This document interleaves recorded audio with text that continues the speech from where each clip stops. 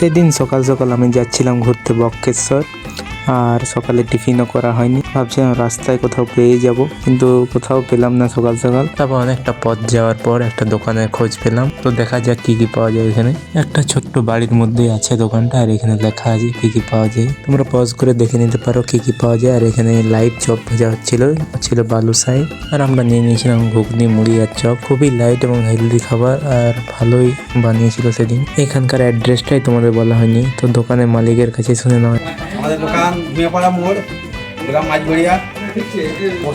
আর কি কি পাওয়া যায় এখানে? চপ, ঘুগনি, মুড়ি, মিষ্টি। আর কটা পর্যন্ত খোলা থাকে দোকান? সকাল 5টা থেকে রাত্রি 8টা পর্যন্ত। অ্যাড্রেসটা হচ্ছে এদিকে কুন্ডইর থেকে তোমাদের আসতে হবে আরো 10 কিলোমিটার, আর এটা সিধা চলে যাচ্ছে রাজবাড়ির দিকে। রাজবাড়ি আরো 10 কিলোমিটার এখান থেকে। জায়গাটার নাম হচ্ছে মাঝগড়িয়া খাজুড়ি। তো ভিডিওটা তোমাদের কেমন লাগলো অবশ্যই জানাবে।